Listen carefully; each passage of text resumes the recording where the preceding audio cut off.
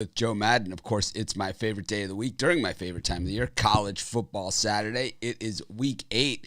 Kind of now it just seems like, we went from no sports, in 2020 to now. I just feel like I'm in that overload sports zone. And, what are they going to do? Pile on college basketball in just a couple weeks. I'm excited about everything that's going on. College football, they stopped the card kind of early tonight, except for we have the Hawaii game, which is late, but then the card really stops at like 7:30 Eastern time tonight for college football. Then the NBA takes over, but next week it's all back to normal, where it's, we have the normal mix of early and late games. How you doing today, Joe? I'm good. I'm so excited for all these games that we have today. My whole plan for the day is to be on my couch and have as many games playing at the same time. Yeah, that sounds like a solid plan to me. My wife is, getting up early to get me malasada is one of my favorite things. It's these Portuguese donuts, I think they are, or some kind of donuts. They're like these. It's not really a donut, but then I don't know. Okay, so when it's not your birthday month, year, does she still get you all of these treats? No, not okay. It is my birthday. It is your birthday. Yes. Officially your birthday tomorrow. Is today your birthday? No, it's been my birthday for about 3 weeks, and it will continue for another week or so. When you get to be my age, you really get to celebrate them. But anyways, we've got a slew of guests. We've got Joe and Dionne again. We've got Jovan is here. We've got Brian Bitler. Rod will be here. Chris Ruffolo is supposed to be here. And Al McMordie. So not our full card of guests, but we'll just give everybody a little bit of extra time to make it happen. And then, of course, everyone will have plenty of time to get their bets in. We also, with NBA starting, I'm not sure how we're going to work it, but I definitely want to cover NBA every day. I do in the videos, but I want to figure out how to do, the show and everything with NBA. So we'll figure that out along the way as well. But, yeah, just a lot of good stuff to go on. But let's bring in Joe and Dionne and see what they're up to out in Vegas. Good morning. How are you? Morning, guys. How is everyone? Hi. How is everyone? We are here, which is I woke up, and that's step one. Hi, guys. We have dogs running around, Mitch. I'm sorry about that. It's just like very exciting. Even the dogs are excited about you, Joe, Brian, Jovan, and the morning show. I apologize. They were running across back and forth. I didn't mean to cut you off, but the dogs are barking and going crazy. It happens. We all have we have the dogs. I took Sam to the beach yesterday. He goes to the beach all the time, but yeah, he gets super, super excited, and then he kind of leaves it all out on the table. He's just wiped by the time he gets to the car. I wish see Dionne wishes I would get like that when she takes me out every once in a while. Unfortunately, prior to the show, Joe Madden and us we were talking, and she's a big espresso person, and I'm a big espresso person. I'm on my I have 4 shots in each. I think it's my second or third cup with 4 shots each. So I should be up until at least early January. So I should be fine. But it's a great time of year, Mitch. I know you always ask about Vegas, man. We were on the Strip yesterday. We're going to see a show tonight. And it is just packed with great people. The weather's amazing. I know, you being on the beautiful island of Hawaii and we talk about weather so much because we're weather people, especially you coming from the Midwest and me coming from New York. No more of those harsh winters or the crazy springs and falls. It's usually just warm. In Vegas, it's warm to hot, and same thing where you are.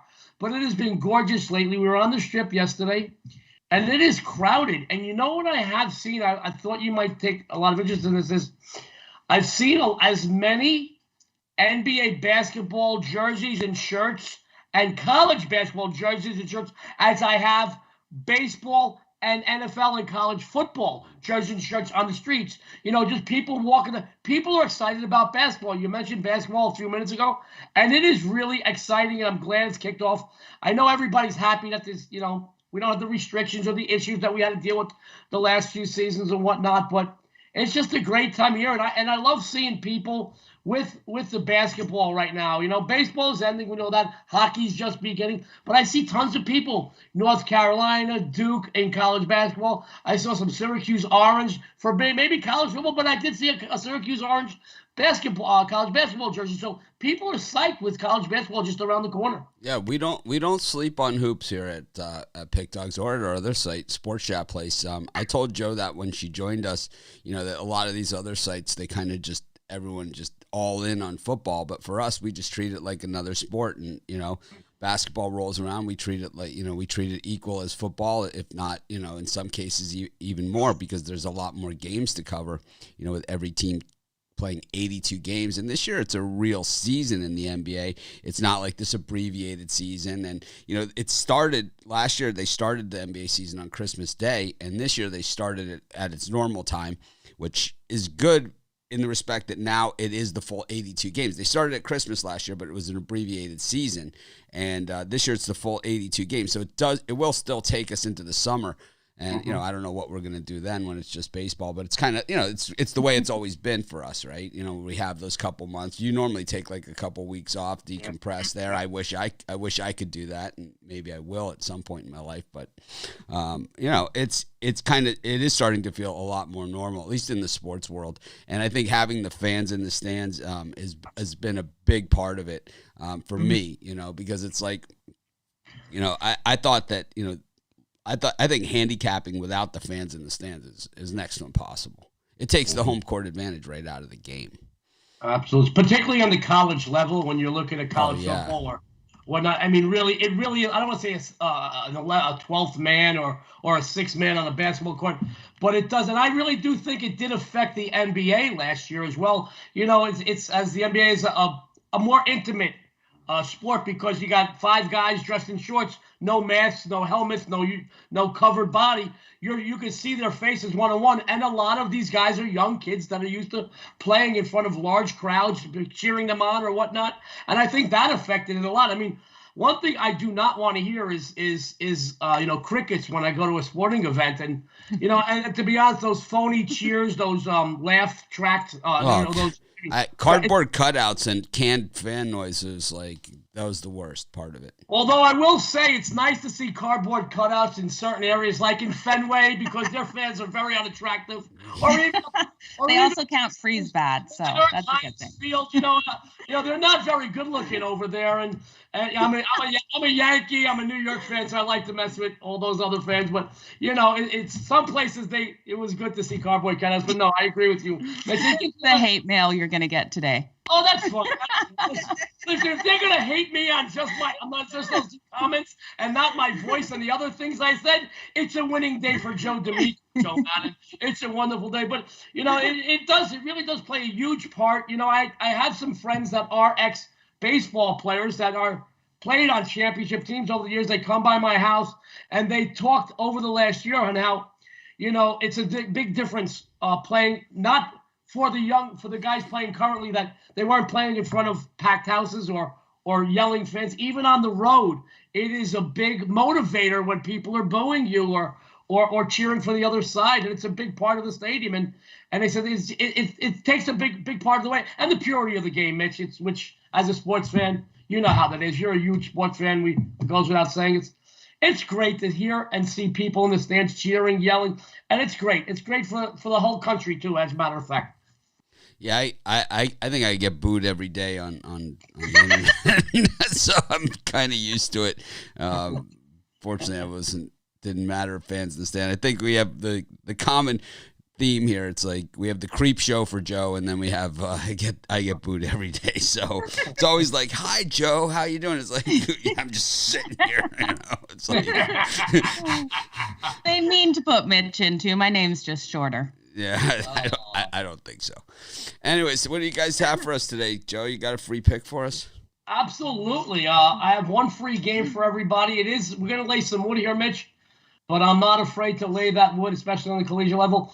Sports friends, in their 4 losses this season, Rice has been outscored 185-24. Now, granted, Arkansas, Houston, Texas, and UTSA, they're all formidable foes. By the way, say formidable foes 5 times fast. You'll have a lot of fun. But so is UAB a formidable foe. The Blazers are picking up some steam. 3-1 mark, both straight up and against the spread over the last month. Their offense is getting stronger and stronger with each outing.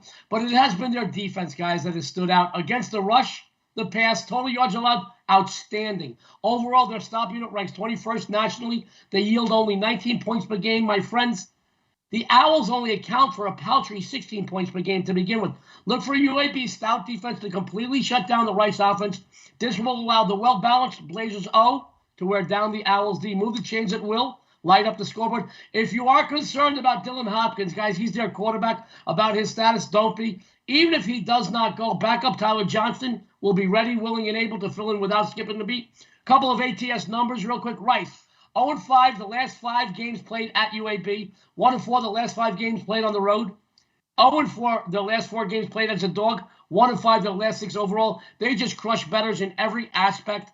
Guys, laying the points here with UAB, who I still think needs some style points. They need to beat up. They've got a couple of big conference matchups over the next month. They need some style points here. Lay 23.5, guys. They'll win by 32 to 35 points. Joe Madden, what do you think of this?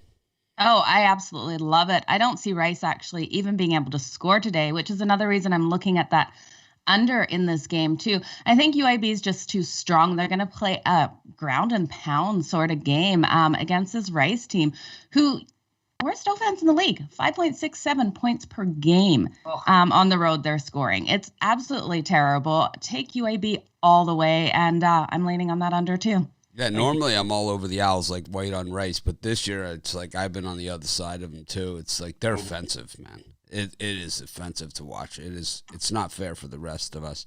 Rice is always like that place where, like, you know, the guys who were like, you know, supposed to be the really good quarterback or something, and they end up transferring to Rice, you know, and it's like, well, we find out why they didn't start where they were, and you know, it's just, to me, it's like it's all come together in one cesspool this year over at Rice. It is terrible. I mean, UTSA against them just absolutely. I had UTSA against them, and they just absolutely blistered them. I mean, it was over it was like a Tyson fight. It was like over, and like it's like you didn't even get to sit down. You know, it's like the chair's still cold. It's like you know, it's like I don't get it. I don't understand what they're doing there. They could be better than this.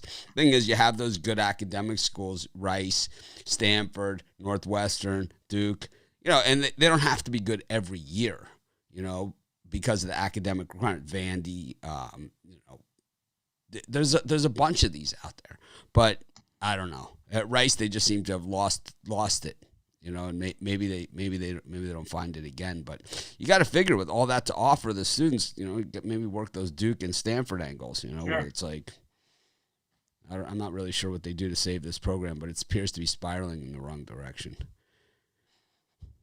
I agree. You know, you gotta bring up. I gotta tell you, I know we have a few less people on the panel, and I know you long for my little quips and stories. I got to tell you something funny real quick. It has some bearing. So if you remember when Peter McNeely fought Tyson, I went to the fight. I was involved with a company who was very big with some athletes at the time. And I went to the fight with Christian Okoye, Nigerian Nightmare, Eric Dickinson, my friend Johnny, who had passed away since. We're sitting in the first row, and we're talking as the fight goes on. We're talking. Fight was over, Mitch. Fight was over. Christian Okoye, who's the sweetest guy ever. He hit like a truck. He was the sweetest guy ever. Looked up, looked around, and he done not a cursor. He said, "What the F happened?" And I'll never forget it because I never heard him curse. Just one of those things. And you're right about UTSA and Rice. It was over before it began. I just see this team. I don't see them, you know, competing. I mean, I don't even see them putting up. Honestly, they should just, you know, send in the cheerleaders, the water boys, the towel guys. They might as well at least they might have a little more heart. I feel bad for the team. And as you said, over the years, they were a team that you could maybe keep an eye on for a backdoor cover or cover those larger spreads against some better teams. But it's ugly. It really is ugly. And I like the game. I got some other good things on the board today. I'm very excited about it. It's going to be another great weekend here at PickDawgz. Should be. How about you, Dionne? What are you looking at? Well, I have one game for you today. This is a good spot for Temple to get back above 500. They are well rested coming off of a bye week. Getting points against a South Florida team they have beaten the last 3 straight up. The Owls and their 8th-ranked pass defense get to face a very shaky quarterback in Timmy McClain. The true freshman has more INTs than TDs. The underdog in this series has covered 6 of the last 7 meetings, while the Bulls are just 2-7 against the spread. Their last 9 is a home favorite. So I'm going to take the points with Temple here. No problem with that one. How about you, Joe? Yeah, this is one I've been looking at, and I love Temple at plus 3.5. I'm not sure I love them at plus 2, what we're getting this morning. This is one I'm definitely going to stay off. I think we're going to see a tight game. And around that field goal, I loved it, but not at 2 points. So I'm off it. I hear what you say, though. South Florida sucks. So Temple should. They suck. They do. Right? They're 1-5 on the season right now. They've got an okay run game. That's about all they have substantial for them. They've played a pretty tough schedule, South Florida, too. I think, we got to give them credit for that. They played Florida at home, and they played at BYU. They played, I'm not looking at the schedule, but I know the games that I've watched. And, they've shown sparks, right? But I think Temple, we're still might be getting a little bit of credit, like a little bit of a bonus in there for Temple backers because of how bad they were last year, and it's like they were so bad. Like certain teams, Temple was one of those teams last year, and I know I have this ridiculous memory, which it's a blessing and a curse, trust me. But Temple was one of those teams last year that kept showing up at the stadium and the game would get canceled at kickoff. It happened to them like 5 or 6 times. They didn't play their season opener until November. And they weren't like the Big Ten or the one of those conferences that or the Pac-12, right? That they decided to start their season at the end of October. They were a team that started at the beginning of the season, and it's like there's only so many times you could show up to the stadium and not play before it starts to wear on you. We saw that from Temple last year. I think this year they've come to play and they know the game's going to happen, so they seem to be a little bit more prepared. I think Temple is one of those programs. It's kind of a coach's breeding ground, right? Where they this is where some of the really good coaches come from. Keeping them is a whole nother issue there, but I like them here against South Florida. Should be a good game. I like the way Temple. Joe and I were talking about college traditions and mascots and things. Temple has that really cool tradition that they give the guys for each week the single digit numbers. Right, and then they change them out each week. The guys that get the single digit numbers, and those are the guys this week that are all fired up, and it's kind of like, does Texas A&M still pick a fan out of the stands to play on the kickoff team? They used to do that.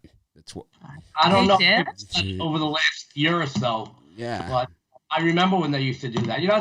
It's just fun stuff. Yeah, I'm not sure if they still do it or not. They call it the 12th man. They just find some guy on campus and suit him up, and he comes out and plays on the kickoff. You got to admit, down in Texas, you have a very large pool of guys that you can pull a guy off the street on the corner selling hot dogs, and he could probably be on the practice team for some of those teams. It's not like you're going in some of these smaller cities or smaller states that you don't have a very large pool to choose from. Down in Texas, man, every second or third guy that you see on the street probably played Division II football, so it's exciting. Well, you never see me more well-behaved or polite than rodeo week in Vegas.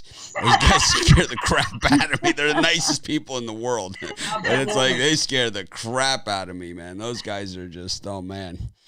You don't want to mess with them. These guys tackle bulls for fun, It's like you just don't want to be on the wrong side of that. These are tough guys, and a lot of them are like small. They're like, oh yeah, small wiry guys, man. It's like it's unbelievable. It's like you see him out there. It's like they just grab this giant steer by the horns. It's like whoa. I think I'm gonna be super nice to these people. We should do that. We should do a bet here, and the loser has to go ride a bull somewhere. And because I'd love to see one of us on the bull. Like a real bull? Well, we could go to Gillies at Treasure Island. They can do the fake pet bulls. Fake pet bulls, I'll do. Not real. I know I'm We have full. a few of I'm those around full here. of bull, but no, I mean like one of those mechanical bulls. Yeah, mechanical all the way. I'm in. Got it. Very excited. Oh, All right. Well, what do you guys have for sale today at PickDawgz? you go first. Well, right now I'm 19-14 this season in college football, and today I have 3 big winners in my NCAA football best bet, my Lady Luck, and my 75% no limit. I also posted a 3-game discounted package right here at PickDawgz. Oh, that's good. She's running so hot, she's kicking my butt in college football. I bought her package today because once again, she won't tell me what she's got. I asked her, she's in the next office. Who do you like this Saturday? She told me again. She said it again this week. It's none of your business. None of my business. If you want it, go buy it on PickDawgz. Mitch, I have a good thing going on today. Between college and pro football, my big game release is 18-5 this season. I have 2 premium plays on the board today. My ACC game of the month. My games of the month went 2-0 last Saturday. They are 3-1 so far this season in college football in the conference games of the month. I have my 7-1. That's right, 7-1 this season consensus play. Get on these 2 big games together. We'll kill your book. I also posted, I know it's a football show, my MLB NLCS game of the month. And just for our people out there that are trying to dip their toe in the NBA waters, I'm 3-0 in NBA so far. I've got a great season discounted package over at PickDawgz. Take advantage of any of those right now. They'll pay for itself day 1 or day 2. The rest is icing on the cake. Yeah, those season packages. The NBA runs into May. So it is. What is it? It's October. So it's this. Great time to hop on one of those season passes for sure. I haven't really been saying a lot about that, but it is true. Anyways, thanks for joining us. We're not going to see you tomorrow. We'll miss you. Maybe we'll just call you anyway. Plug you into the See how you're feeling tomorrow morning. We'll act like it's urgent and then put you on the air. I'll tell you what, I might still be out. We're going to see. We may not be coherent. We're going to go see Mark Anthony over at Mandalay Bay. And one of the other things I do for fun here, because I love Vegas, I have a national entertainment column. I'm actually doing a one-on-one interview with him at the after party, which I'm set up to also do an interview with Gwen Stefani, who we're going to see next week. So I have 2 interviews, like at 2-3 in the morning, and we do this show at 7 a.m. If I'm home by 7 a.m., I'll definitely do the show. And well, I'll let you guys judge and see if I'm coherent. You guys might put me in the green room. You know what, Joe? Just enjoy the day. Thanks for having us, Mitch, Joe. I can't wait. I'm going to watch a little bit because my bash brother Brian Bitler's coming up. Jovan, who is just on fire. My other Italian Goomba from up north, Chris Ruffolo. I know Rowdy Zawacky's on today. It's going to be a great show. I wish everybody out there luck and have a winning day, guys. Thanks for having us, Joe and Mitch. I love you guys. Thanks again for joining us, Joe. Once again. Best of luck today, both of you. Bye. Have a good weekend. Bye-bye. Joe and Dionne can get their picks over at PickDawgz. Of course, Dionne has been on fire in college football. Oh, she's killing it. And Joe has been off to the hot start in the NBA. So a lot of winning tickets are cashing over there at the D'Amico house. I guess absolutely. Those of you that are wine drinkers, maybe a good time to visit the D'Amicos. Maybe it's elevated to the next level. Though I'm sure it's always good there. Anyways, well, we've got a full card here. We've got NBA. We've got it's just like I said. It's kind of that time of year. My head is kind of spinning here. I'm trying to answer customer service emails, do YouTube, and then I'm also co-hosting the show with you, Joe. So kind of going around in circles, but we always seem to get it done. We've got so Ron Romanelli not with us. I kind of feel weird, right, without Ron. Yeah, so do I. It's kind of like, Yeah, I think he should be there tomorrow. He said he'd be back tomorrow, right? Hopefully. He's hoping so. We could bring in Jovan, right? Next. Is that good with you? Yeah, let's bring in Jovan. Is that okay with you, Joe? He's crushing it. So let's get these bets out to everyone. All right. Let's bring in Jovan from Boston. Jovan, how's the weather in Boston these days? I know that Joe is starting to get cold over there in Canada. So I don't know. It's I don't know the meaning of it, but I spent many winters. I went to college in Boston, so I know it's I've never fell on the ice. Like, I've been in other winter cities and I've lived in other winter cities. I just never fell on the ice as much as I did when I lived in Boston. I'm not sure if it was back from my drinking days or if it was just they have a lot of ice in that city. Oh, it's just because they don't treat the sidewalks well. Yeah, I don't know. I just think it was always on my ass there. It just felt like I was just always falling down. It's a great town, though. It is really a really good one, and I definitely enjoyed my 6 years of college. But anyways, got college football, NBA, got it all going on today. What do you have? What do you have going on? So I have two plays that I'm going to share, both out of the Big Ten. First we're going to tackle this Illinois at Penn State game. Now, bottom line is Penn State's just a far better team. We all know that, and most stats on both sides of the ball bear that out. So this is going to be one of those games where rain's a factor. It's going to be raining out there, 77 or 78, whatever % chance of rain. Last time I checked. So, Penn State, they move the ball through the air more than more this year than in past years. They usually their history is that of being a running team. But in this game, they're gonna march up and down the field on the ground against this Illinois team that's ranked 87th in the nation in run defense. And when they do pass the ball, it gets even worse for Illinois because they're 109th ranked, in the land in pass defense. We don't know if Sean Cliff is gonna play. His status is still questionable. Last time I checked, that was the reports. It's a noon game, so it might be a game time decision with him. But regardless of whether it's a backup or Clifford, I think that the way this game is going to shape up with being a ground game, I just see that the way I see this game is that Illinois isn't going to have many chances at getting points, and I expect Penn State, regardless of who they have on the field at quarterback, to get at least a 30 spot, 31, 35 points. So I think they cover this 24-point spread. Joe, what do you think here? Yeah, I'm with you on this. This Illinois team struggles to put up points, especially on the road. 11.5 points on the road so far this season. Penn State is just too good. I hear you on they just have such a great passing offense, which is going to be hard in this rain, but I don't think so against this defense of Illinois. I am looking at an under game because I believe what you say, they're going to get over that 24-point spread, but I don't see Illinois putting up the difference to get it over 46.5. So under and Penn State in this one for me. Yeah, 48 degrees and rainy. You got a team that just does not turn the ball over in Penn State. And that is it's not. So James Franklin, this is a guy, he won at Vandy, right? That pretty much says it all on your resume. He was a winning coach at Vandy, and a bowl coach. He took Vandy to bowl games. That's no small feat. Really, I don't know if any of you saw the Vandy Georgia game, but just think about that program in a bowl game.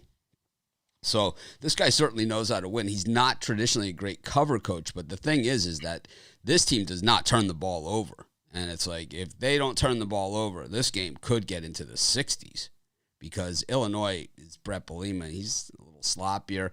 I'll say he doesn't have the talent level that Penn State has. And while Penn State has those generic uniforms, and sometimes it makes their players look a little bit less, more generic, right? They're loaded. It's Penn State.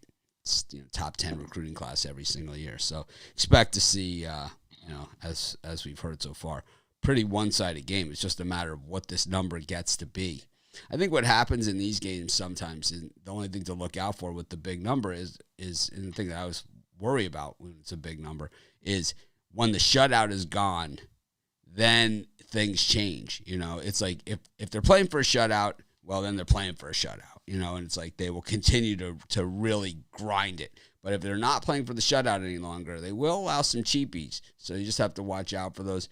keep an eye on it. Maybe something that you look at halftime as well. But I'm with you guys so far. What else we got? So next we're gonna look at this Wisconsin at Purdue game.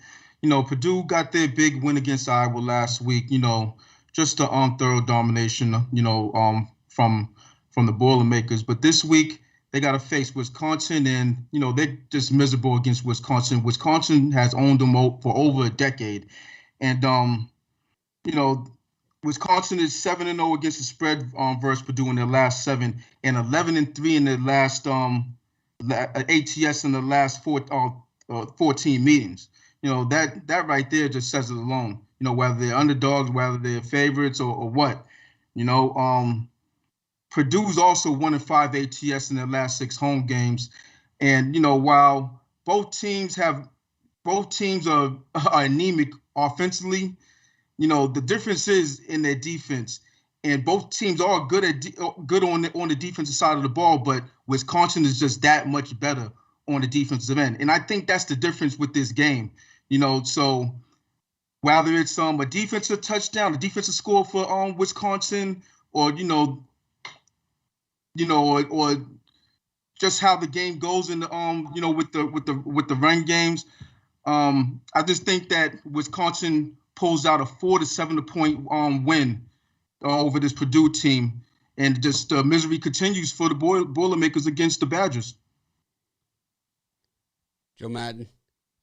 Yeah, I hear you on this one. This is one where we saw Purdue open as high as 5-point underdog. The line has moved. I still, I'm loving Wisconsin now because of that. When I first saw it, I thought Purdue, because I think this is going to be tighter, but at -3.5, I think Wisconsin gets this win.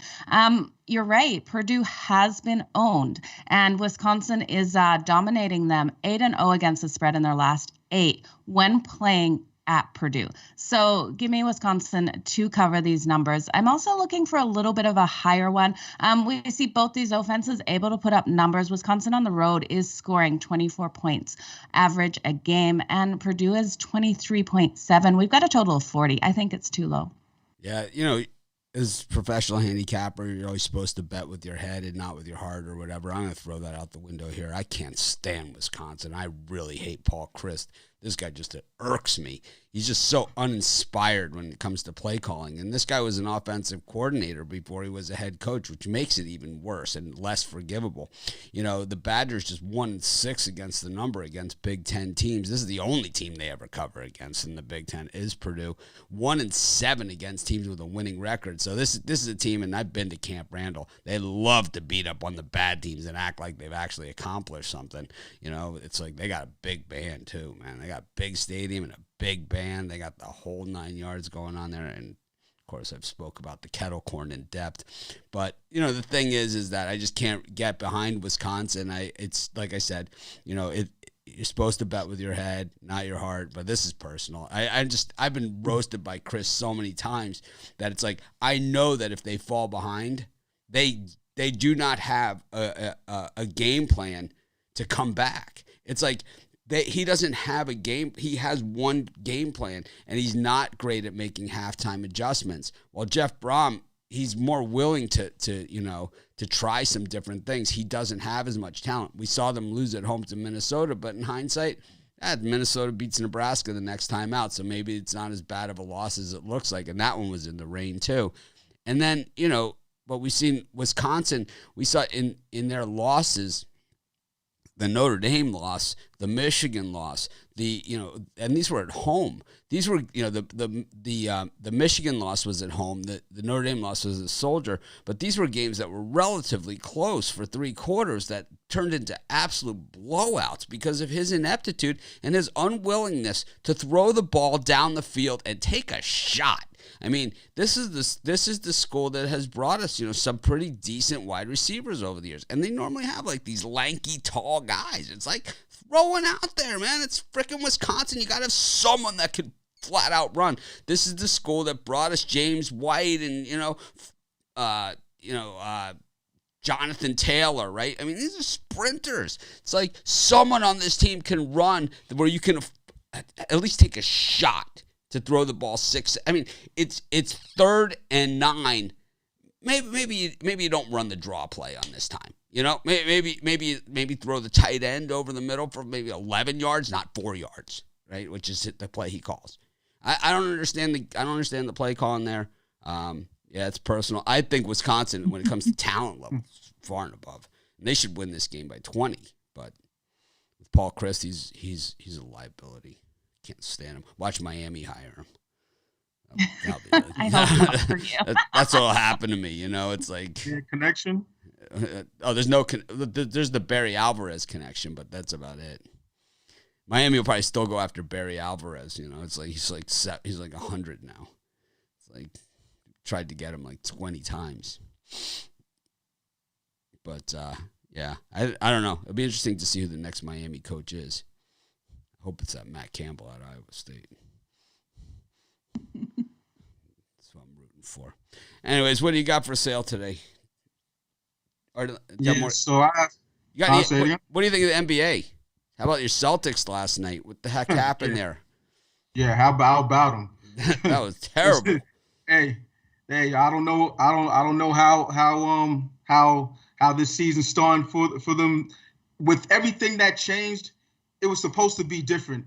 You know, the first game, you know, they was leading most of the game. Then, you know, they went down. Brown by like was 10, off the 11 chain points. in that first game. That was Tatum unbelievable. That was right. But Tatum wasn't. Oh, and then he's both been of them yesterday weren't. Since the middle of last season, he has been a bricklayer. And now he's afraid to shoot at all. Now he doesn't shoot at all. Well, you can't say that because he down the stretch, he did have those 50-point games like 3 or 4 different times.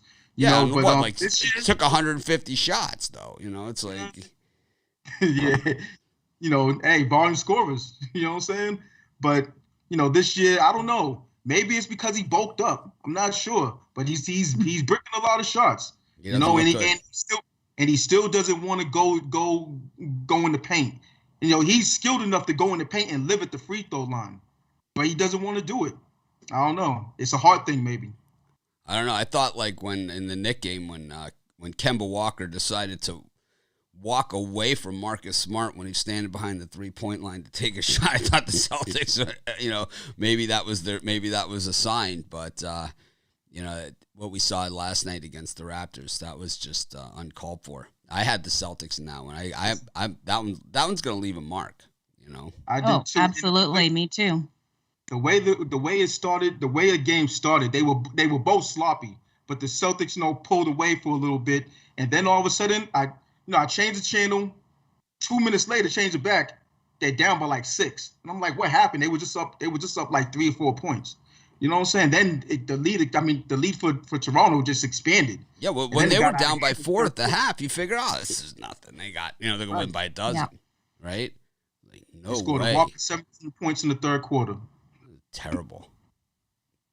Hey, but that's the way. It was a heartbreaking game. Could have been worse. We could have paid $400 a seat for a courtside or for that or something. That would have been bad. Anyways, what do you got today at PickDawgz? Yeah, so I have nine plays going to today. You know, my Saturday shootout, all day 9-pack. You know, $49.99. You know, looking to bounce back off a miserable night last night. You know, the Celtics were part of that. You know, but you know, it is what it is.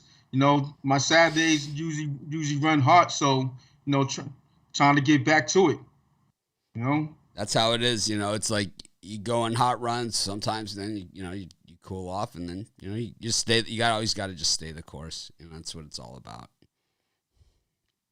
Continue to fight the good fight. But we appreciate you stopping by. We'll see you tomorrow for NFL Sunday. Should be a good one. Only 11 games tomorrow, so you know, good chance to dial in and just really, you know, pick a few strong ones. I think there are some good ones on the board. So we'll see you tomorrow morning. Appreciate it. Best of luck, Jovan. All right, thank you. Jovan Burts stopping by the show. Appreciate having him on. Got several more cappers here with us. We're a few light today, but you know, that's okay. We still got each other, you know. We do, and tons of information from these guys coming in, so It's great. There is. It's when you see the NBA, the first few games of the season, it's always tough to figure it out. And it's like every year I say I'm going to tread lightly. I'm going to tread lightly. And it's like, I don't know. It's like, yeah, but yeah, we were betting preseason, so treading lightly once regular starts. Yesterday I think was one of those days for me in the NBA where I had the wrong games. Overall, I think on the NBA, I think it was like, 7-3 in my free picks or something. But, 2 of the 3 were the ones that, that I actually liked the most, the Kings and the Celtics. Instead, my next 2 were the Knicks and the Spurs, and then both of them, were good. So that's the NBA. No one's going to win them all. There's a bunch of guys that are undefeated right now, but I don't think any of them are going to be undefeated, come January. That's for sure. Absolutely. Anyways, got still, like I said, a bunch of cappers left. We're going to bring in Ruffolo next, and we will go from there. Let's see. Where is Ruffolo? ¿Dónde está Ruffolo? Okay. Still, I don't know if I'll ever be good at these controls. I think I need like more control than what they give you. Is what it is. I need like a triple. They give you like a preview window to work with. Okay. But I need like a third preview. Third preview, so you can line up the next one. Yeah. Well, yeah.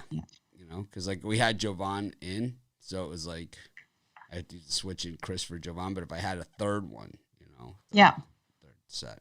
That's the way it is. Like in a real studio, you have multiples. You can just do it. I think you can do it that way. And I think you just set them all up ahead of time that way, but I don't do it that way. I don't know why. Anyways, he's here. He's got his powdered donut eating shirt on. I mean, that is the perfect shirt for powdered donuts right there. It's like you know me. It's like you read my mind. It's like, I mean, if there's ever a powdered donut moment, I think we just found it. You can't see the box off screen, but yeah, no, it's here. If you didn't catch our show the other day, Chris, we Ruffaloed something with a side of powdered donuts. So that is why we were laughing about that. I wasn't there for it. You weren't. Well, that was the box of powdered donuts that was sent to me. Okay, that makes sense now. Got pretty good card today. College football. We have NBA basketball. We weren't gonna talk too much NBA. We're gonna kind of blend that in. Maybe do other shows. We've been talking about figuring how to get that into the schedule. The nice thing about NBA on Saturdays, at least, is that the games are late. Generally they are. So it's like we could do a later show. But what are you looking at in NBA? And of course, the NHL is your thing. The PickDawgz. Lighten it up, lighten the lamp, as they say.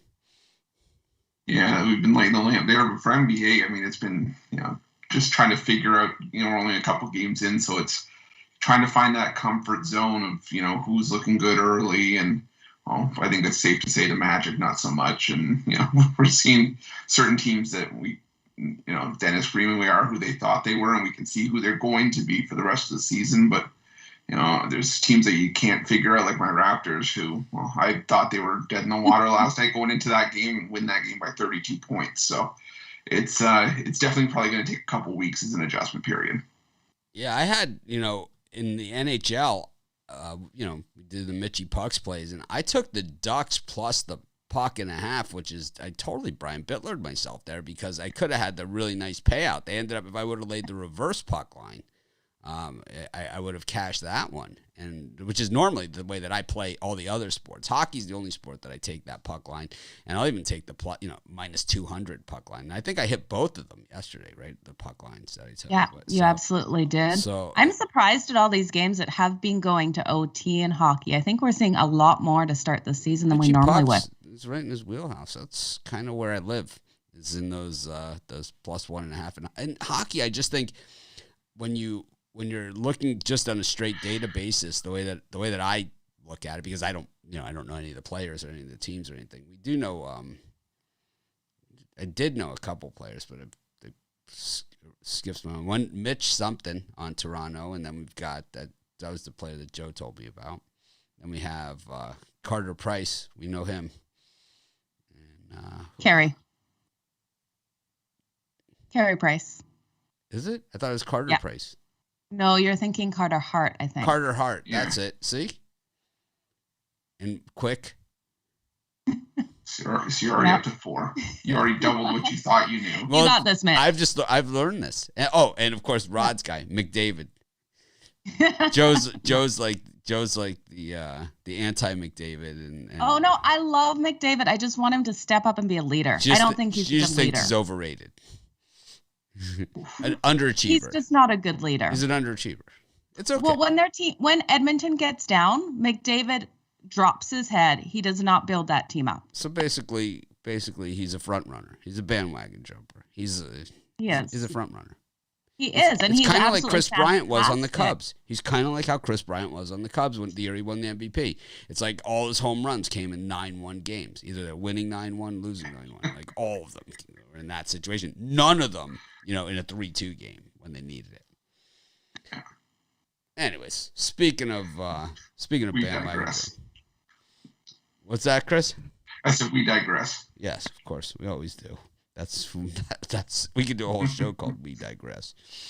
Anyways, what do you got today going on in college football? Do you have how many picks you got for us today? I got 2 today. All right. So kick it off with one of the more intriguing games for me in terms of the term you're going to hear a lot over the next few weeks is style points, and that's simply what teams have to do now is that they're going to have to beat up on the lesser teams. They're going to have to keep the defense low, and they're going to have to be as dominant as possible. And I think that's what we're going to see with Cincinnati today. As much as I like Navy, and they had some respectable performances against SMU and Houston in recent weeks, still just got beat by 18 by Memphis on the road, and you're going now to play a Cincinnati team that has won every game by double digits this season, and the 2 games since that Notre Dame game where everybody thought there might be a bit of a letdown, they've outscored UCF and Temple by a combined score of 108-24. So this is a Cincinnati team that simply put just doesn't care. They're on their way. They're on a mission to the college football playoff, and when you're scoring 43.5 points a game and only allowing 13.7. And it makes it hard for other teams to stay in the game, especially when Navy only putting up 17.5 points per game this season, 121st in the country. I'm all over the Bearcats in this one. Joe, early money here on the Bearcats, who have been putting up the style points, no doubt about it. They've been dominant. Yeah, absolutely. And I'm with Chris on this. I think they just pull away, and they pull away quick in this one.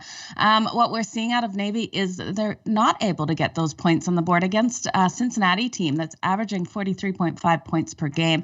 I think it's just going to be too much for this Navy team to stay competitive. When we look at this under, interesting, 5-2 Cincy on the road. To that under. This total is pretty low, though, so it's one I'm going to stay away from. But interesting, 48.5 for a team, Cincy team that scores 43.5 points per game on average. That is definitely something to note there because that just shows that maybe Navy's going to play a little keep away here, or at least that the odds makers suspect that it's a possibility.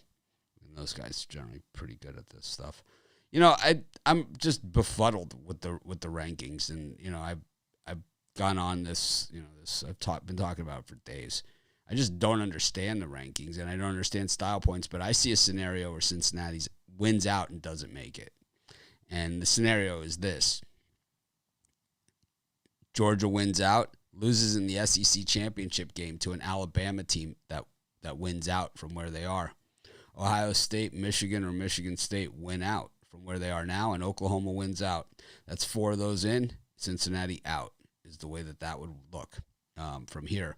If you're going to give Ohio State the number 5 ranking and against an Oregon team who's 10th, they have the same record. Ohio State has 0 wins over ranked teams. They beat Akron. They beat Tulsa. They beat Rutgers. Yet they're 5 spots ahead of an Oregon team that beat them in Columbus, heads up, and not like a lucky win or anything like that. They slaughtered them. I understand that Oregon lost to Stanford, but they have identical records, and they played head-to-head. They're 5 slots behind. If that's possible, then my scenario of Cincinnati running the table and being the number 2 ranked team in the polls, not making the college football playoff, is certainly possible as well, especially if one of those Big Ten teams, Michigan, Michigan State, run the table, or Ohio State wins out. I could see a scenario where Oregon wins out and Ohio State wins out, and Ohio State gets in and Oregon doesn't, even though they beat them head-to-head. I mean, makes no sense. This is right. I mean, why are we playing the games? The eye test? What eye test did you pass? That Akron win? I'm missing it. I watched the games, and what I saw was a sieve defense against the Ducks. They got absolutely stomped, who were missing their best player, by the way, in that game. And who, not just their best player, the best player in the nation. This year's Chase Young. I don't know. It's okay, Chris. I'll just take your commentary and just totally go off on a tangent. Unrelated. It's my show. I'm used to it at this point. It's my show. Yeah, I'm sure everyone realizes that's going to happen. They've watched the show before. I'm disgusted. Any opinion on that? Cincinnati missing the playoff, even though they run the table? I can see it. I mean, it's unfortunate, but I can see it. Just the way that the college football landscape is and has been since this playoff's been implemented, it wouldn't surprise me. I don't think anything would surprise me at this point. Especially with the cast of characters that we're talking, Yeah. Especially with Oklahoma is ranked ahead of, Michigan and Michigan State, teams that have gone on the road and had big wins. This is an Oklahoma team that beat Tulane by 5 points at home in a game that, man, it really came right down to the end, This is a team that beat a two-loss Texas team. It took them to the very last second, giving up 50 points a game. Oklahoma needs to go away. I've said this for years. They just need to go away. Because unless you're going to compete against the better teams, then you should go away. And I think when they go into the SEC, we're not going to have to worry about this anymore because they're going to lose to Vandy.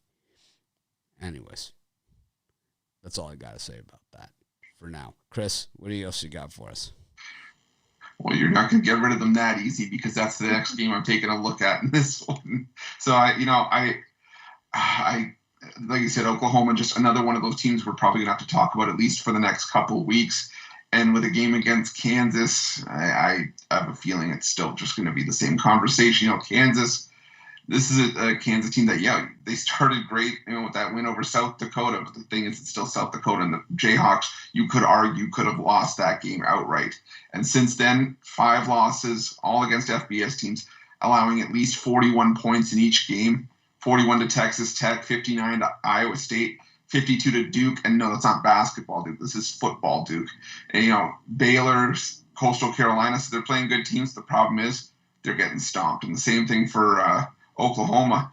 They've had a ton of close games this season. The win over TCU last week was the first game against an FBS team that they won by double digits this season. The problem is for me that there's just a talent gap that's a mile wide and about, mile deep between Kansas and Oklahoma, who's seemingly come alive since Caleb Williams took over at quarterback. I think Oklahoma wins this one in a rout, and don't be surprised if you see Spencer Rattler in the second half trying to prove that he's not done yet. I think you see a big, big statement win from Oklahoma here. Lincoln Riley's not the kind of coach to take his foot off the gas, so give me the Sooners in a rout. So, I'm seeing a lot of comments about my commentary about Ohio State and Oregon, and I see a comment here: the Ohio State quarterback wasn't ready. Ohio State's going to run the table. They beat them head to head. What bigger, tiebreaker do you need? If they beat them head to head. Traditionally, college football, every Saturday is a playoff game. That's the way it's traditionally has been. It doesn't matter. They beat them head to head. There's no bigger. There's no bigger. We had a very similar scenario to this it was 2000. Okay, Miami and Florida State. Miami had lost to Washington. And at Washington, they had a bad call. It was before replay. Santana Moss was in, and they called him out, and they would have won the game. They lost. But Florida State then went to Miami, and Miami beat them. Ken Dorsey hit Shockey for a touchdown. One of those Miami-Florida State games. The place was going nuts. And that was the Santana Moss, like the interview, the big-time players make big-time plays and big-time games. It was that one. Remember? It was going crazy. Him and Reggie Wayne. Anyways, it ended up that Florida State went to the national championship game and played Oklahoma that year. Yeah, over Miami, even though they had identical records and Miami had beaten them head-to-head. And Oklahoma, that was the last time they won a national championship. And it was ridiculous. And it was like, it was the same thing, style points. Throwing deep against Clemson, up by 28 in the fourth quarter. That's what Florida State was doing, to rack up 35-point wins, 40-point wins. And Miami refused to do it because they had the reputation of doing it. And, the thing about that Clemson game when Bobby Bowden was racking up the points, his son was coaching the other team. That's made it even worse. Anyways, Joe, what do you think of this Oklahoma thing? Yeah, so I like Oklahoma in this spot. Huge spread, though. And I do see Caleb Williams probably coming off in, the fourth quarter here, and Spencer Rattler taking the field, and some of their other starters also coming off. I'd be looking at the first half spread for Oklahoma over the whole game. I just think it's a safer way to go with this. Yes, Lincoln Riley doesn't like to take his foot off the gas, but he's not stupid and doesn't want his players hurt either. So Oklahoma first half, I would go with this one. So before I block Wesley Lua from our chat, I want to say that, you can disagree with us, whatever, but if you're going to make false statements, that's not acceptable to me. In the VIP area last night, I hit 5 bets in one game. And he's saying everybody stunk. No, I hit 5 bets. I said take Houston Astros first 5. I said take Houston Astros run line. I said to win the game, take them run line -2.5 and -3.5. And if that didn't pay for your VIP premium membership for the entire year, then you're not betting right. And if you think that was stinking it up, or you're going to tell people that was stinking it up, well, I'm not sure what more I can possibly do for you, but I don't know any other cappers out there that gave out the Astros -3.5. -2.5, I said bet it run line, -2.5, -3.5. The run line was -178. The 2.5 was like 290, and the 3.5 was 400 and change. So it was over plus 1,000 on those bets alone, plus the first 5. I'm not really sure what you're talking about. No, same with Rod. Rod went 1-1 yesterday too. In that, I don't know what he's talking about. Honestly, I don't either. But it's like it's not acceptable in my chat. Yeah, that's for damn sure. To just make things up. I mean, I know when I stink, and I fully will admit it. I mean, it's all documented. We have hundreds and hundreds of members, so yeah. It's like I gave out. I thought that was like as good as any pick I've ever given out. Astros -3.5. Ruffolo, you hear a lot of Astros -3.5s out there. No. Do you know any other people willing to stick their neck out and do that outside that I would do? I don't know any. No. I don't know any. I don't know, man. Yeah. I some people, I guess, they pick and choose. This is the way that things. This is why I didn't want to really do that to begin, because people will pick and choose, and then it's basically they're betting their own bets, and then they lose, right? Instead of whatever. I'm not going to address anymore. I've already said what I was going to say.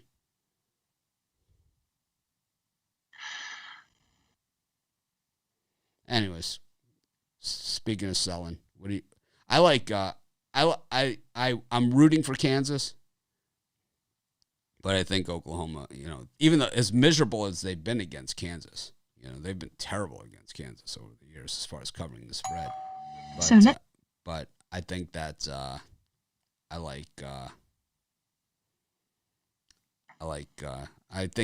don't really like this game. I'm going to Ruffolo it. It's appropriate.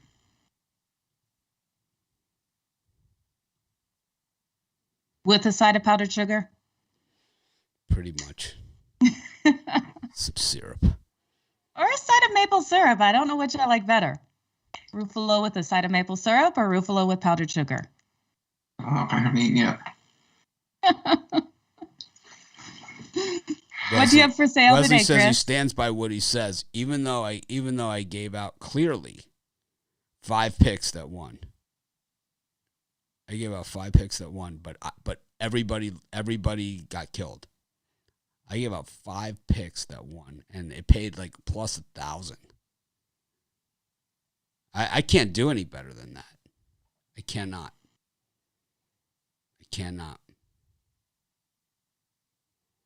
Can't do it. I gave out the my NBA pick lost. I think it was, I don't know who it was, but it lost. And my baseball, I had 5 winners there, plus 1,000 or more. Anyways, Chris, what are you selling?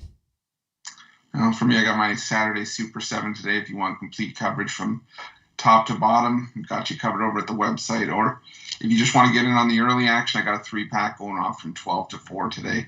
Some great college football action on the board today, and I don't want you guys to miss out. So go on over to PickDawgz Premium, check it out. And if you want to take advantage of that hockey package that Mitch mentioned earlier with me and Rod Zawacky, we got the PickDawgz package, tearing it up on the ice, and it's only going to get bigger and better. So go over to PickDawgz and check it out.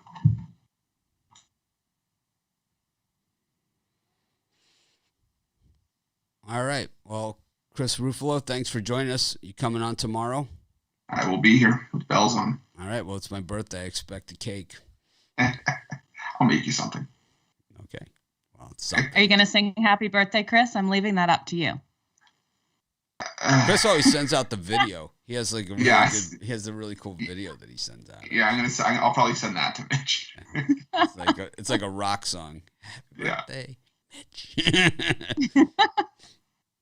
Chris, best of luck in all your bets today. You know what my favorite hockey song is?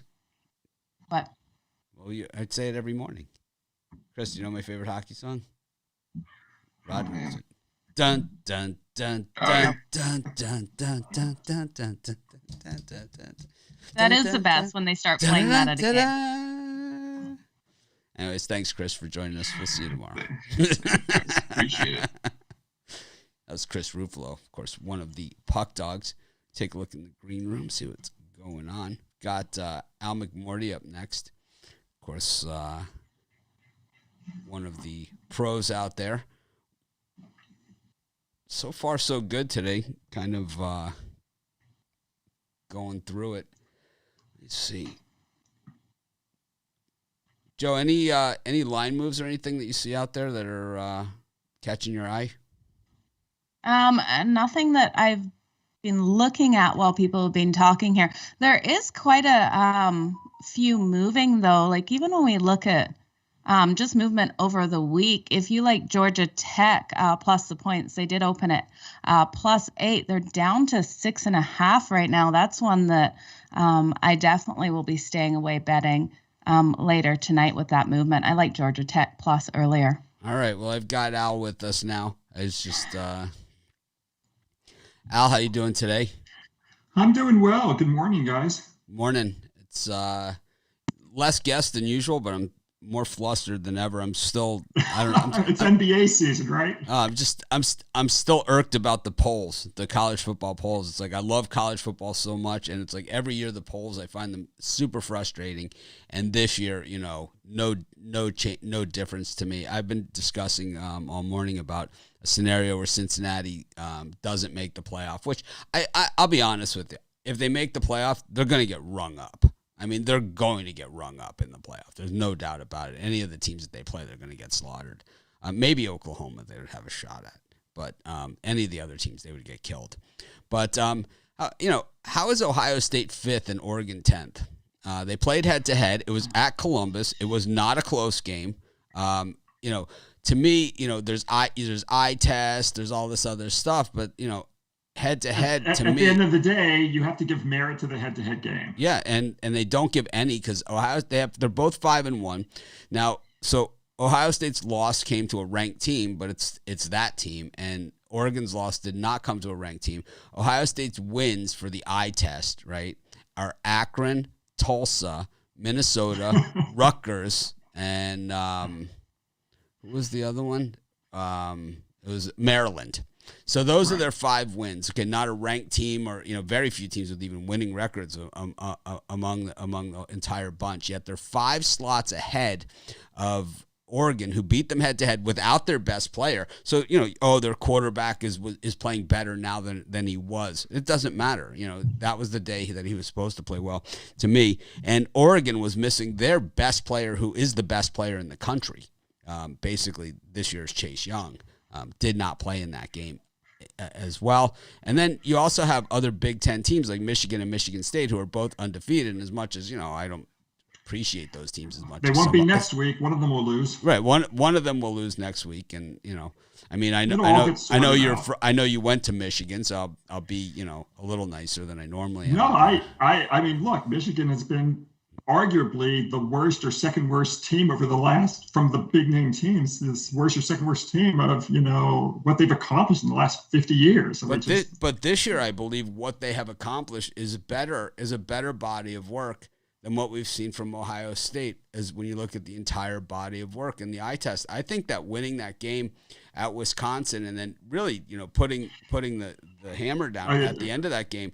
And I don't think you can discount that Nebraska win either, because this, even though it's not, the great Tom Osborne Nebraska teams, winning in Lincoln is never easy. No, Michigan's having a really nice year, but all of this gets sorted out, and it's great to talk about around the water cooler. We'll get there, and if Cincinnati gets left out, if they're number 5, well, I mean, the way it goes. The thing is, I could see a scenario where they're ranked where they are, number 2, and still be on the outside looking in. If Ohio State runs the table the rest of the way, or Michigan State ends up undefeated by some chance, right? So it'll be one of those 3. Oklahoma, and then if Georgia runs the table the rest of the season, loses in the SEC championship to an Alabama team that runs the table the rest of the way, I could see a scenario where Cincinnati is the number 2 ranked team in the country and not in. Well, they won't. Well, they won't be number 2. They'll move them down, and they'll be number 5. But it's, from my perspective, it's almost like that Ohio State Michigan from 15 years ago, that game where Michigan may have been the second best team in the country, but they lost to Ohio State. So I looked at it as you had your bite at the apple. You don't get to move on. You don't have a rematch with Ohio State. If Alabama plays Georgia, the winner should move on, and Cincinnati should be the 4th team. And then Ohio State ended up getting rung up by Florida, right, in the championship game as a 7-point favorite. Right? And they got rung up by Florida, or was it the year they got rung up by LSU? I can't remember. They got rung up twice in a row. Once was by LSU, the year that Ted Ginn scored the opening touchdown. They jumped on his leg and broke it. That was the one of the years, and then the next year they were a big favorite against Florida, and it was not one of the better Florida teams, but Urban Meyer got them again. Yeah, I just think the SEC championship game should be the national quarterfinal, much like the Giants-Dodgers was. It wasn't. One team moves on, the other team, sorry, you lost. Well, I think you go to the 16-team playoff. All of the conference champions get in, and the conference championship is a playoff elimination game, regardless of record. All the conference champions go in, and then you have some at large, and there's criteria, and it's probably going to be whoever has the highest TV ratings. Will be the next ones in. I mean, let's call it what it is. It's like these teams are going to make us the most money, so that's why they're ranked there. Instead of just saying the eye test or all this other crap. I mean, just call it what it is. I mean, it's kind of like the NFL free agent. I always wanted to be a Bear, my entire life. No, they paid me $1 more than anybody else would. I mean, just say it. We all know it. We know the answer. Anyways, Al, week 8, college football. How do you like the card? For me, it's top heavy. It's a decent card. I've got 2 really, really strong plays. I'll talk about what I've got maybe after the games we talk about here, what I've got for sale at PickDawgz. But I got one of my strongest plays of the season going today. I can talk about that later. So. Well, what have you got for a free pick for us? Oh, let's go 2 free plays. First, let me ask you guys, I don't know the answer to this question. How do you pronounce the name of the backup quarterback for New Mexico? Is it CJ Montez? Is it CJ Montes, or is it CJ Mont? I think it depends on who is. I think it depends on who the announcer is. Well, I actually tried to find out. I tried to watch some videos on YouTube, and I watched a couple, and it was obvious the interviewer didn't know how to pronounce his name because he refused to say his last name. He just called him CJ. That's a great plan. I love it.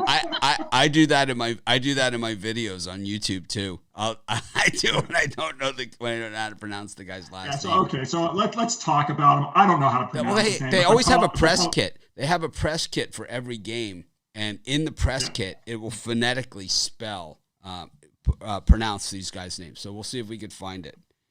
Press kit, New Mexico football. New Mexico, he's a backup quarterback. So they've got 3 quarterbacks on their roster right now. Terry Wilson, the erstwhile starter, he may play in this ball game, but he's got an injury to his non-throwing elbow. I don't think he's going to be the choice. Then you've got CJ.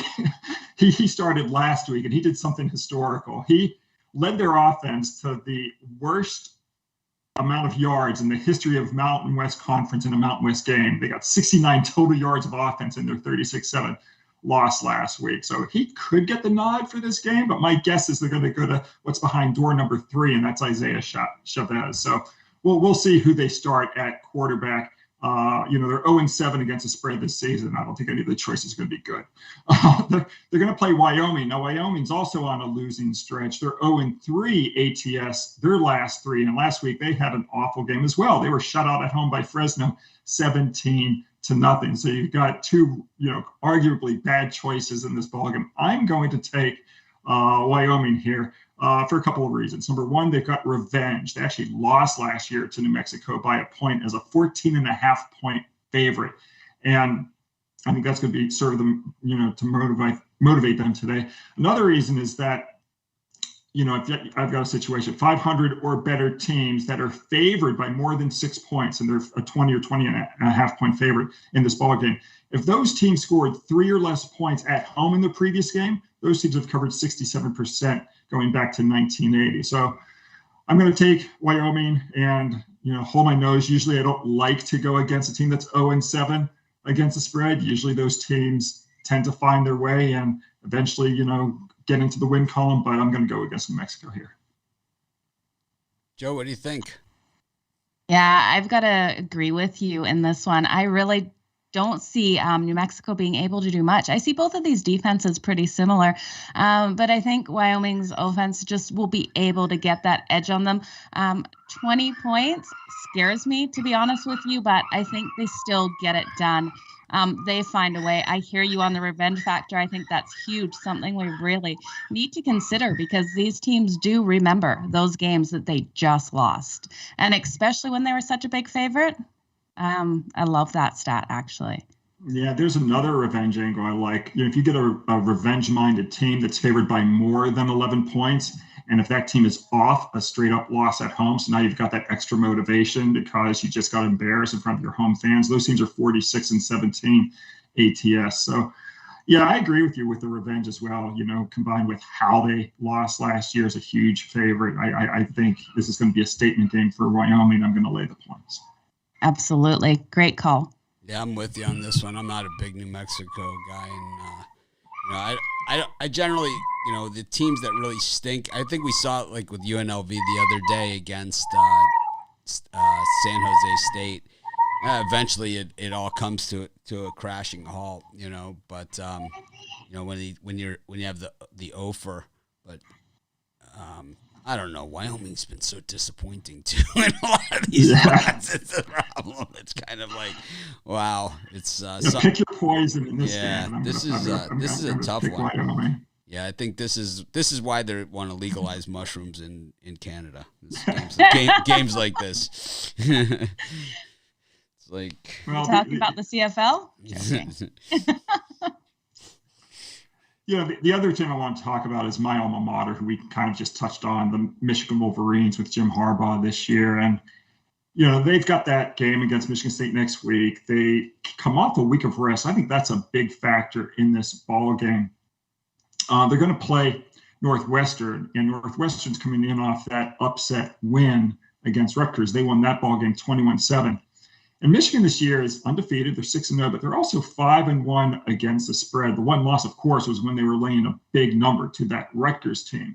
And I was actually listening to the radio last night, and the radio guy, he picked in this ball game Northwestern. And he basically used the argument that Michigan is a 3 yards in a cloud of dust team, and that they couldn't do this to Rutgers, where it was just a grinded out game, and they barely won that ball game. And now you saw the Northwestern game. He says it's going to be just like the Rutgers game. But I just have to disagree with his train of thought.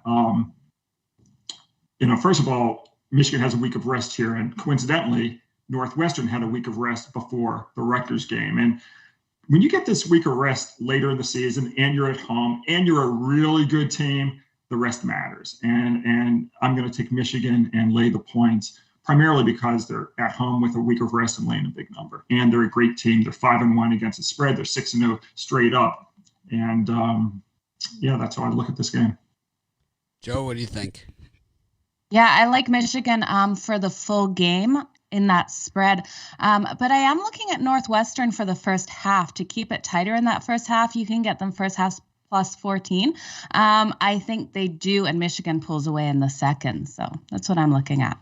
Pat Fitzgerald's always on my list of guys that I hope Miami hires whenever we're looking for a new head coach, and never is going to leave that Northwestern, unfortunately. No. I think, maybe get a good booster this time that really offers him the offer, that he can't refuse. But this guy just does more with less, and you have a guy that does less with more on the other side of it. And I know they've done really well this year, but that to me is just a ticking time bomb, and especially this is a trap game in a sandwich spot. This is all those those things. And well, I pick against Michigan every single week, so I'm not going to change my tune. But a lot of times, we see it all the time in college basketball. The coaches who did more with less, and then they go to the UCLAs or they go to these big name programs, and then they fall flat on their face. They can't do it at the big name schools, so it works the other way as well. I understand that, but then we also see the other guys that have done more with less, like Matt Rule,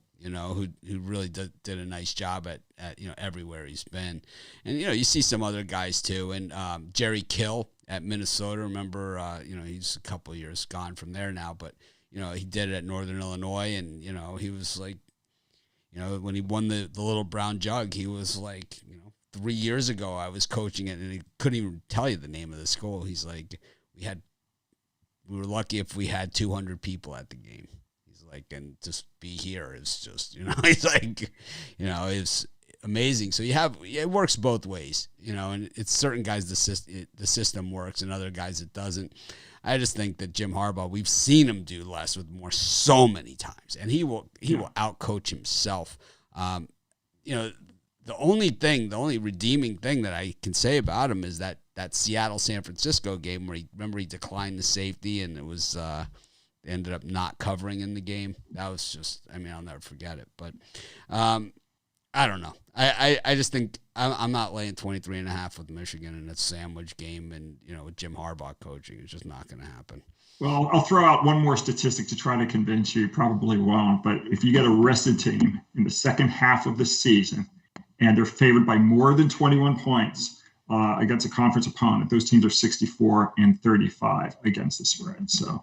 The Dogs covered 4 of the last 5 in this series, and Northwestern 5-1 against the number when they play against teams with winning records, and that's a guy that just does more with less. Traditionally, it's not a good. This is not a good Northwestern team. This is not, and it's and for the last 10 years, it's a really good Michigan team because of course we've been crap the last 10 years. No, this is the best that they've been at this far, and it's not like, I don't think that it's like above expectations or anything like that. This is the first time that we've seen them not beat themselves, lose. They're not losing those winnable games, right? It's like, oh man, how did we lose to these guys, right? It's like you're just not seeing that from Michigan this year. They're taking care of business. They got a nice call right before the half against Nebraska. Ends up being a 3-point game It ends up being a 3-point game. It was a 4-point play right before the half, the pass interference call that gave them the touchdown instead of the field goal in that game. And I don't know. It's like they've taken advantage of it. I'm not buying in until I see it. Beat Michigan State, beat Ohio State, beat those guys. And I think I could see him get caught looking ahead here and getting super conservative. That's what he generally does. Well, the biggest problem for Michigan this year is the schedule. They have to go and play on the road, Michigan State and Penn State. And, that's the hardest part for them, is going to be able to, run this gauntlet of teams in the Big Ten. I don't think they're going to do it. But if they do it, then they're a pretty special team. The thing about Michigan, and, it's that, and people, they wonder why I'm always so harsh on Michigan athletics. And it's because they have everything. They have everything. They have an unlimited budget. They have one of the biggest stadiums in college football. They have a gigantic fan base. They get the top recruits. They get everything. They have very little to show for all of that stuff that they have. Yeah, they've done okay here and there in some sports, but Mitch, overall, I think you can crack on the football. I think it's a misstep to crack on their basketball, their hockey, their baseball. I think they've actually. Well, what about last year when people were anointing them the national champions? With 3 weeks left to go in the regular season, it's like it was easy money for the rest of us. Well, look, they got the injury in basketball last year, but Michigan, when you look at what their basketball facilities, a team like Michigan gets one injury. These guys are stacked. They get the pick of the litter, across the country. So you're saying that Michigan got the bad break with Livers, but what I'm saying is this: for basketball, for basketball, baseball, and hockey, I think Michigan's programs have done very well. Their basketball facilities were subpar for like Chrysler Arena was garbage. And, they couldn't compete with the facilities at Ohio State, much less the ACC. And so I think, Michigan won the championship, in the Steve Fisher era. For basketball, it's not the same as football. You can't compare the two. So I think the job that they're doing lately with, Beeline and what's his name? Juwan Howard, the recruits are great. And I think Beeline and Howard have done really well for that program, but I think the football's been obviously, dog shit. I don't know. They lost in the Elite Eight. I think just the success they had, just getting there with Beeline and getting there, was just remarkable. Beeline wasn't getting the great recruits that these Kentuckys were Wagner getting. was a first-round draft choice by the Orlando Magic. This guy, he's a superstar. They had, they were stacked. I just look at it differently. I think Kentucky is stacked, North Carolina is stacked, Duke is stacked. They made it. There's a lot of stacked teams. You think Oregon State was stacked? Because they made it further than those jokers. Well, you can pull out 1 year. That's what we're looking at. No, but I'm just saying Michigan made the Final Four. Look at how many years they made the Final Four under Beeline. With teams that weren't as good as the teams they were playing. You think they had more to work with than Oral Roberts? I'm comparing them to the Dukes and the North Carolinas and the Kentuckys. Right, but you're comparing them to the Dukes. This is where I struggle with Michigan athletics. Is you're comparing them to the Dukes and North Carolinas, but their trophy case puts yours to shame. It's not even close. Who has the second? Well, I don't know. It depends on how you define it. Who has the second most national titles in college football? Do you know who number one is? Number one is Alabama, right? Who's number two? I don't know. I would guess Notre Dame or Oklahoma. Notre Dame is tied with Michigan, number two. Yeah, but one of those. You think that Michigan team that went to the Rose Bowl to play the Ducks would have hung with that Nebraska team that they ducked? Well, they played Washington State. They would have gotten clobbered. They would have been an 8.5 point underdog against Nebraska. I understand. I know what the power ratings were. They weren't as good as Nebraska. On the other hand, that they tied for that championship. They beat Florida 59-14 in the national championship game. The year before, they beat Ray Lewis and Warren Sapp in the Orange Bowl. But Michigan was number one going into the game, so that was also a going-away gift for Osborne, which I don't have a problem with. Nebraska would have been an 8.5 point favorite had they met on a neutral field. But Michigan was number one going into the game. They beat Ryan Leaf. in the Rose Bowl. Oh God! It's not. It's not like they. It's not like they didn't deserve it. You can only, as you say, you can only play who you play. And Michigan's schedule wasn't as. They beat Florida 59-14. They had the Heisman winner. Yeah, Nebraska was a good team. It wouldn't have been close. If it was a fight, they would have stopped it. This is the good college football. See, this is what it's all about. It's like, and this is why every week is a playoff game, and that is why, it is what it is. But in this scenario of a 14 playoff, it's now just who gets the highest TV rankings. Sad. Well, what do you got for sale today, Al? This is a good discussion. Well, I'm enjoying it. I had got my second 5-star of the football season. We won our first 5-star with Georgia. They shut out Arkansas 37-0. As folks know, I don't have very many 5-stars in the 12-month year, usually about 10 to 12. So this is my second one this football season, and it's a conference game of the year. I'm 2-0 in my conference games of the year this season. Last week, I cashed my Mountain West Conference game of the year with Nevada against Hawaii. We had our SEC winner with Georgia against Arkansas. So the third one goes today. It's a rare 5-star play. I'm 32-12 my last 44 conference games of the year. So that's the featured game today. I've got 10 games overall in college football. I've got 3 in the NBA. I'm on a red hot 61-32 run across all sports. I might dip my toe into the water in baseball, depending on who gets announced as a starter. I don't know if it's going to be David Price. Maybe you guys have heard yet. So we're going to have to see who the Dodgers trot out to the mound tonight, and maybe I'll have a baseball play as well. So folks can go to PickDawgz and jump on board, and we've got the 2-for-1 handicapper special if you want to team me up with one of the other terrific handicappers here. I enjoyed the college football discussion, and we will see you tomorrow. Thanks, guys. Thanks, Al. That was Big Al, Michigan alum. So he certainly, we could have brought up the Miami game I was at the Big House when they were down by 16 with 4.5 minutes left to play. It was the game Bo Schembechler had the heart attack on the sideline. But anyways, it was. I love college football, and that's why it's my favorite day of the week. My favorite day of the week during my favorite time of the year. It's kind of, college football has always been, Division I college football has always been that, super subjective. It's like everyone has their opinions, and it's like it doesn't always get settled on the field. To me, where I struggle with it is when it has been settled on the field, and I think it was between Oregon and Ohio State. And it wasn't even close. And what generally happens in these scenarios where they give the team the pass over the other team because they pass the eye test is they get slaughtered in the playoffs. I mean, that's generally what happens in these. The team that passes the eye test rarely goes on to win it all. Never. They've never gone on to win it all, ever. As a matter of fact, they've been shut out more often than not is what happens. But anyway, speaking of shutout, we got Rod Zawacky still to join us. Of course, one of the PickDawgz. We had Ruffolo earlier with us. And Rod, I just got to get his name tag up here. Oh.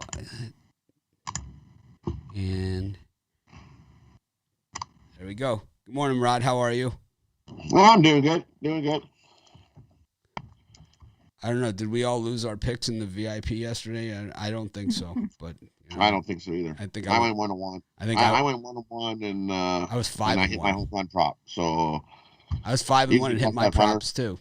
Plus yours. Yeah. I had the Astros minus 3.5. Right. 2.5, 3.5, first 5 innings. The Astros to win on the run line. Everything. Minus 2.5, minus 3.5. I said all the way. Just continue to pile it on in cash, and it was easy money. But anyways, college football Saturday, NHL. We've got today a small card of games, and we've got NBA as well. I know you've got a ton going on today. What do you got for us for college football? For me, guys, college football. My first play, we're going to go with Buffalo here over the Zips. You look Buffalo better on both sides of the ball, and Buffalo known for rushing the football, which is what they're going to do here. They're going against Akron's 122nd ranked run defense. I think Buffalo should have no problem running the ball over the Zips here today. You look at the Zips, 6-21 ATS, their last 27 as a dog, and they're also 2-7 their last 9 versus a team with a losing record. And then you look at the Bulls, 6-1-1 their last 8 following a loss. They're also 4-1 ATS their last 5 versus Akron. I think Buffalo wins this by at least 2 touchdowns. Take the Buffalo Bulls minus, but yeah, take the. I'll help you. You're finishing each other's sentences. I love it. Well, he was stuck. Well, yeah, because Bills wanted to just roll right off my tongue because it's still the me, right?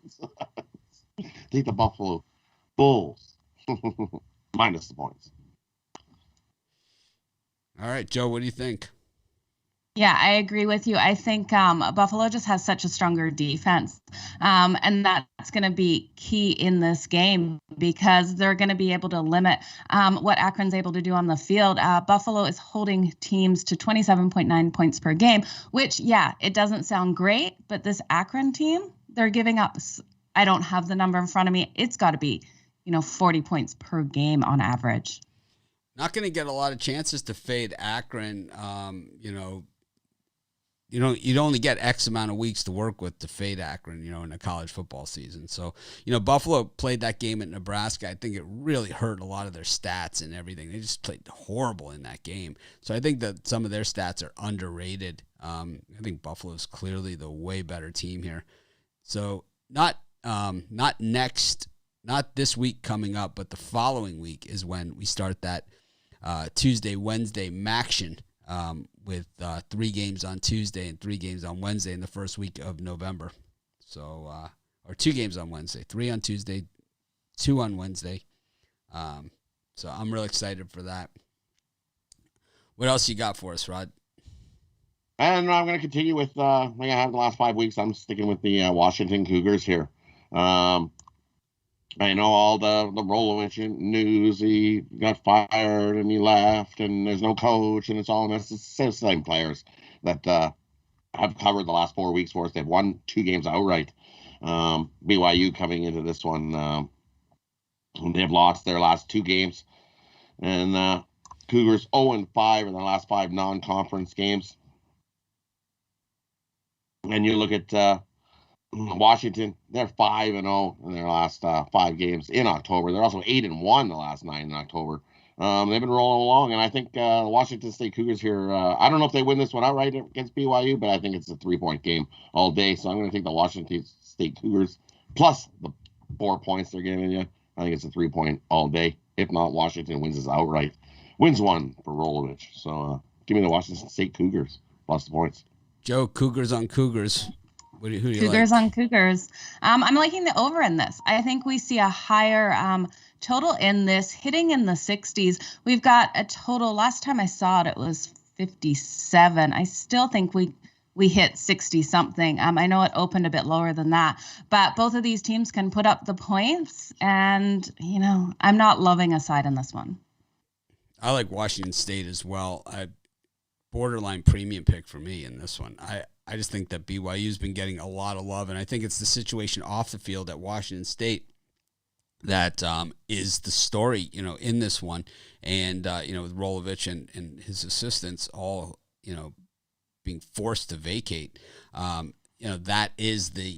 that's the story here. So that's why BYU would be getting any love at all, because these are 2 teams clearly going in opposite directions. Washington State has been playing their best football of the season, and BYU has been playing their worst. I mean, it doesn't even make sense.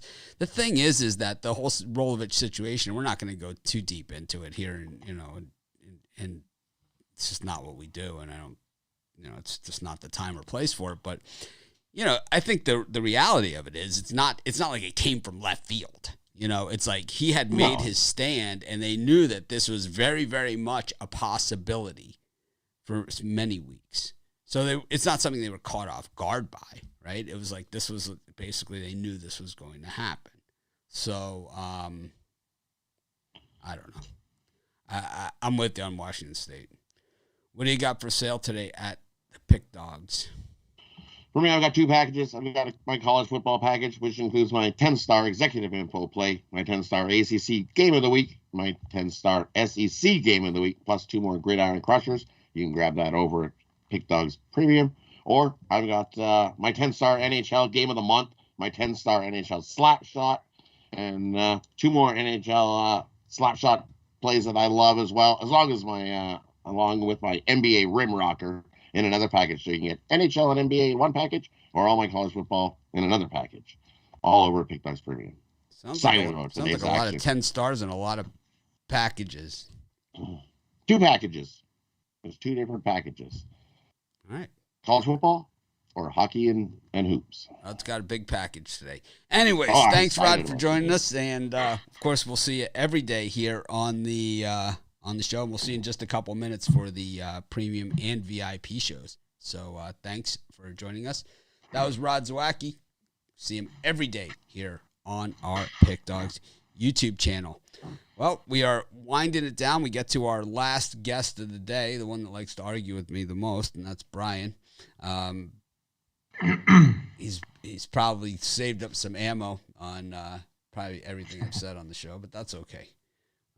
I think we argue with the ones that we know will put up with us.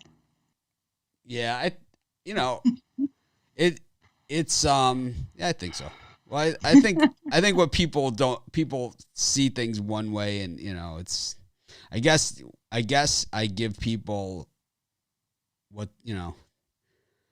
There is a lot of love there, you guys. That's what Mitch is saying. But I think what people see, it's obviously I've done that, so it's. Yeah.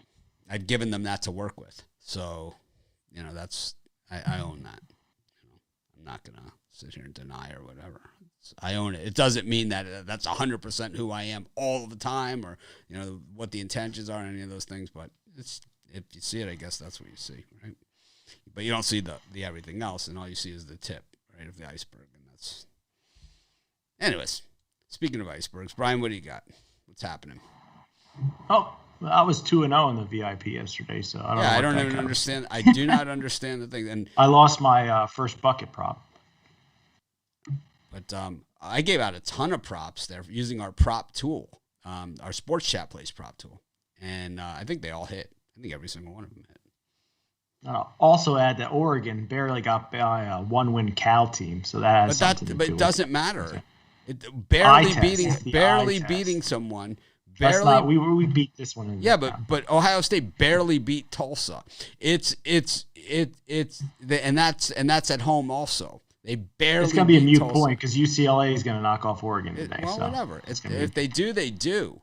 But they haven't yet. And Ohio State barely beat Tulsa. And here they are. The eye test. There's no eye test here. We need a bigger playoff.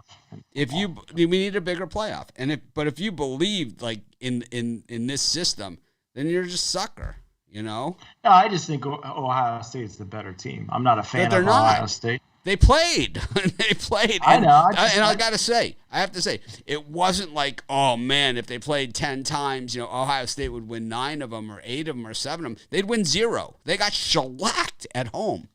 Imagine if it was at Outson what that one would have been. But if UCLA blows them out today at home, will you admit that Ohio State? I would say that Ohio State is more deserving of that ranking than Oregon. I wouldn't say they're the better team because they played, and we saw who was the better team. It wasn't even close. It wasn't close. If it was a fight, they would have stopped it. I better get to my pick. My nephews both go to Ohio State. Let's just say the parties weren't so great that night. What do you got? Another pick that you won't like, but I'm on the Michigan Wolverines here, laying the points. Every year it seems that Michigan just don't seem to live up to the lofty expectations for this team. Losing games that they should win and just plain not being very good at covering the spread. But Coach John Harbaugh turned around this year 5-1 against the spread and generally blowing every team that they play off the field with the exception of Rutgers. Michigan off a bye week should be ready to take off today with their head on fire. Northwestern has taken a big step back from last season. Michigan knows it needs to win and blow teams away. They're 7-2 against the spread last 9 as a home favorite. I think it's the best free pick on the board today. I have to agree with Big Al. Take Michigan, lay the points. We went through this one already, Joe. Yeah, so what I'm seeing out of this one, the more I think about this, the more I love Northwestern for that first half, plus the 14 points. I could see Michigan running away in the second half, but how Michigan plays, they're going to play more of a run game, and they've got a solid defense. They will limit Northwestern's ability to score, but they will run the clock, and I don't see them scoring a lot of points in that first half. So taking Northwestern plus the 14, I definitely think is a great bet today. I'm taking Northwestern for the game plus the points. I think this is a sandwich spot, a look-ahead spot. Brian, who always talks about the look-ahead, there's no bigger look-ahead than the Michigan State game next week for Michigan. That is Ohio State, maybe. Michigan State is their rival, and it's that in-state. Believe me, it is it's like Draymond Green said when he was at Michigan State. They dislike us. I hate them. And it's like that is the type of game that is. And I expect to see Michigan play super hardball conservative in this one. And I look for Northwestern to at least cover, probably give them a scare.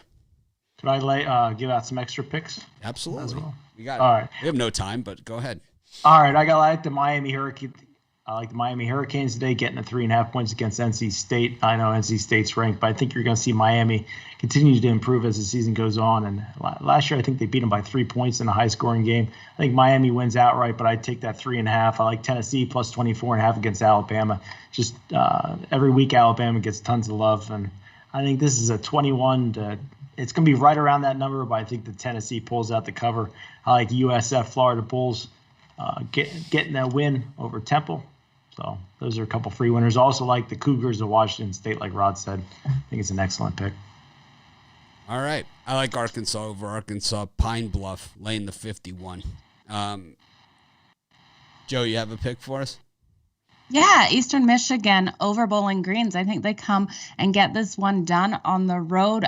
Both these teams are not good against the run. I'd be looking at an over game in this one as well. So Eastern Michigan. Just missed my premium list that game. I like that one as well. I like Eastern. Lots of good games this week. Yeah, I like a lot of those MAC games this week, to be honest with you. But we have, that's about it. I like Miami as well. I got hammered in the comments on YouTube on that pick. So I easily could win that game. They came within inches of winning last week, and I think that they'll have a solid chance here, especially that Manny Diaz has not been given the vote of confidence. It was the clear, you're out of here. The vote of no confidence. Yeah, it was the vote of no confidence. Everyone will be evaluated at the end of the season. That usually means we're already looking. And I can only hope it's that Matt Campbell from Iowa State. That would be awesome. Anyways, thanks everyone for joining us. Another good show. We appreciate each and every one of you. Premium members, you guys will have that video in the next 5 minutes or so. And VIP members, we'll do the show right after. Probably going to run into the early games, but I didn't have an early game for VIP anyway. So we'll see you guys shortly. Thanks everyone for joining us. We appreciate each and every one of you. Of course, it's my favorite day of the week, during my favorite time of the year, and we will be here tomorrow as well for NFL football, 10 a.m., same start time as today, and then the weekdays at 11 a.m. Joe Madden, once again, wonderful morning with you, and I'm going to try and act more professional tomorrow for you. Have a great day, everyone, and we'll see you later.